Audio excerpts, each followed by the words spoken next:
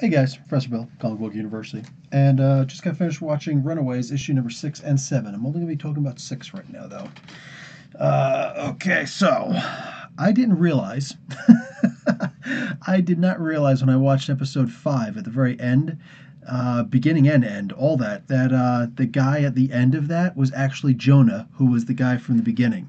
So, the guy who went and picked up, the guy who came into the prison to meet up with Alex's father, and the deal was made and all that stuff. That guy, the real so-called real estate guy, was actually the dude at the end, the dude who was actually in the bed the whole time with the glowing crotch area. It turns out everything glows. It all glows.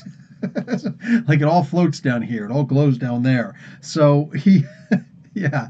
So now I'm starting to see a little bit more. This is the Jonah guy.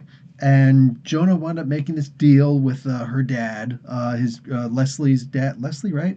Leslie's dad. That's excuse me.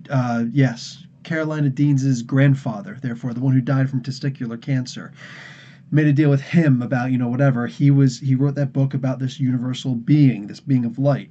More on that in the next episode, but in this one, yeah, talks to them about that, and yeah, really wild, wicked, crazy stuff. Anyway, so what happens now is that he wound up realizing something special in this guy. He's like, okay, you've got this land, this responsibility for this area that you inherited, but I just need the land. That's it. And you're a common base criminal, so. But he realized that not only was the guy willing, like he was smart enough to realize that there was actually something going on here, something special about this land that he's willing to just drop. What was it, $5 million, $50 million, $500 million, whatever it was. He's like, that's a big number, and there's absolutely no way that you're willing to drop that if it wasn't something. He's like, well, it's a one-time only offer. He's like, well, I'm still going to make a counter offer. All that plus you make me a partner. And kind of looks at him. He's like, yeah, you can't really do anything for me in jail. Wife says, let me out and all that stuff. And you saw that in episode 5. But Jonah realized that these people were willing to do pretty much whatever. And that's exactly what he was looking for. You see, so he gives them the land, their house that what was it, a half acre or something? That has to be a lot more than a half an acre. That has to be a whole lot more than a half an acre. Anyways, gives them that entire manor, that real estate property, and on top of that, a basement. Just like it says in the comic books, the Runaway comic books, there are no basements in California, and this place has a series of corridors in the form of a basement. So this is some serious hot property, and Jonah explains to him the reason why you need this, the reason why I'm giving this property to you, is because for the love of God, man, you're gonna be doing some things that you don't want the neighbors to know about. You don't want them to see, you don't want them to hear. Yeah, that should have been a sign right there of what's up. So he gives them the property. So then he also goes and gives Chase Steins' father and mother, gives them the care of that cocoon thing with the light. You go into the light there. He gave the book to the what do you call it? To oh, for crying out loud, what's her name? Gert's. So Gertrude Yorks, to the Yorkses. Gave the book to them, which, yeah, the Arcanum, that was actually in the comics also. Gave the Staff of One to Mom. Excuse me, Nico's mom. So it's interesting that, if this guy is actually the Gibberim, so to speak, then that makes a pretty good amount of sense. It's not the way it happened in the comic books, but I'm okay with this. This is something completely different where I'm just going, oh, I'm interested in this, and I'm not just watching what I've already read. It's something different. Adrian Alphona was he was the artist. Brian K. Vaughan, the writer for the original comic series, he was a creative consultant on this. So I'm down with this. So I believe that he knows what's going on, and he's gonna lead us well. So that was very cool. He gives everybody something and kind of separates the power so they don't all have the ability to just, one person destroy everything or use it for themselves or whatever. So that's actually interesting. Um, let's see. Well, I just got rid of all that stuff.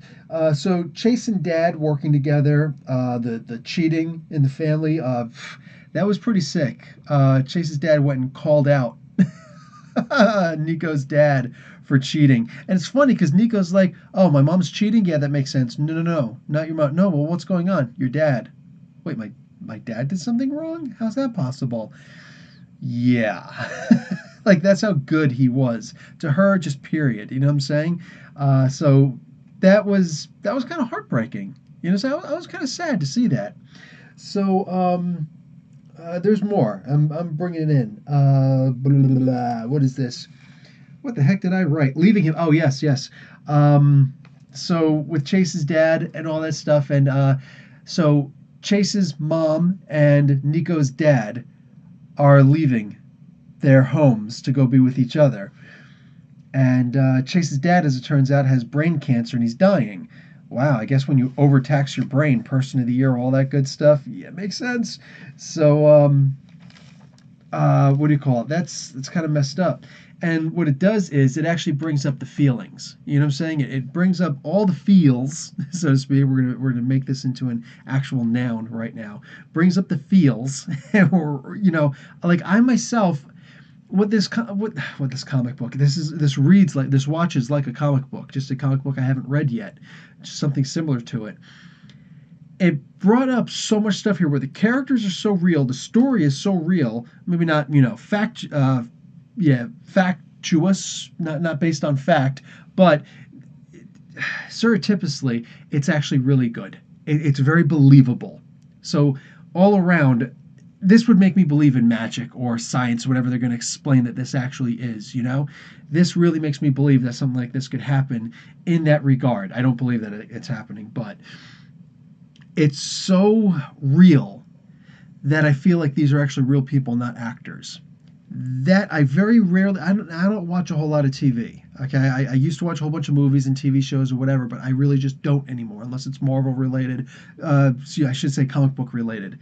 So this was different for me. I'm not used to watching a TV show and actually feeling like these are real people and that they're really going through struggles. What it did is it just invested me. And that's good, especially with Hulu's lousy service where the whole, okay, here's 3 episodes, now one a week. Ha ha ha, we're going to keep you hooked. That's not cool. I'm not happy with that at all. Not in the slightest. But they've still got me hooked because this is believable. I actually don't want these characters to be hurt. So we come to find out that Frank is his name, that's what Carolina believes to be her dad. So Frank Dean. Mom's been cheating with, Mr. Rainbow Crotch. What else you call him? Jonah. So he doesn't know it yet, but we as the audience are made to realize that that's not really his daughter. That's a shame because she's actually got a really close bond with him. They're talking about the whole Ultra thing, and later on, Jonah goes and says, hey, like at first he seems very, like, possessive of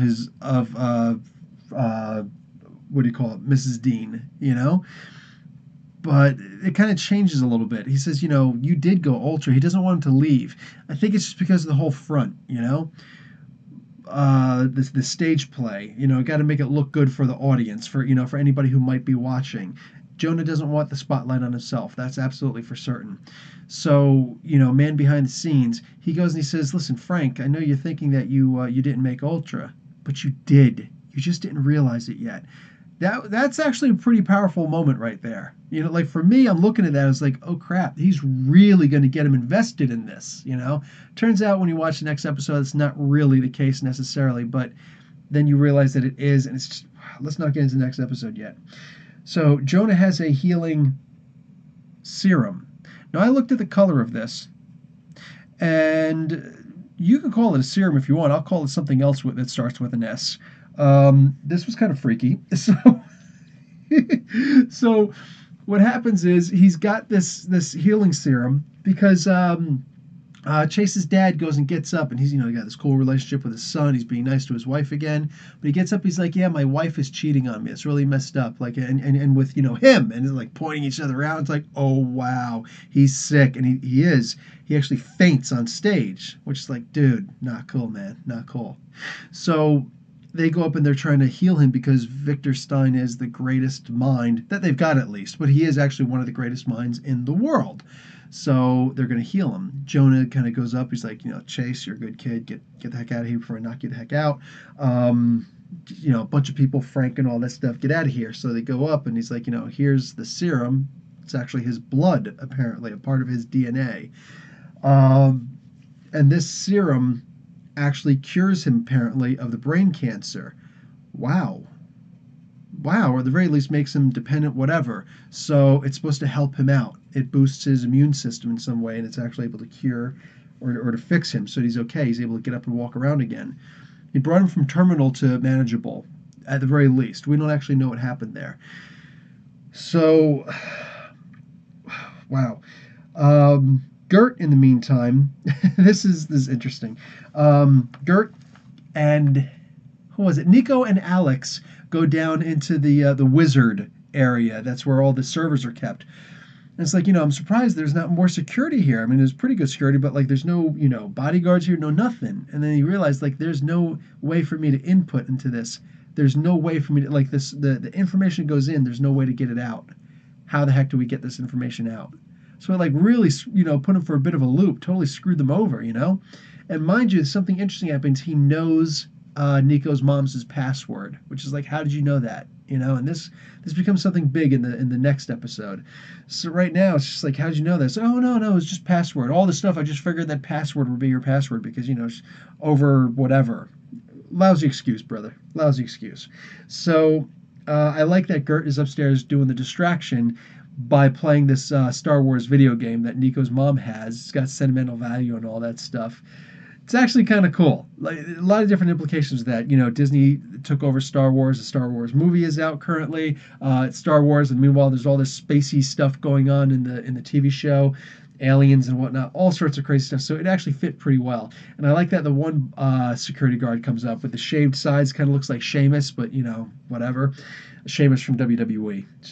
Anyway, so he's like, do you know what happened if Miss, Minoru knew that you were doing all stuff? And then next time we see him, he's all like, yeah, high score, yeah. That was great. And then, of course, he becomes creepy old man with Gert. It's like, yeah, this guy, not that cool. So she just leaves. And, yes, good move, because that really was creepy.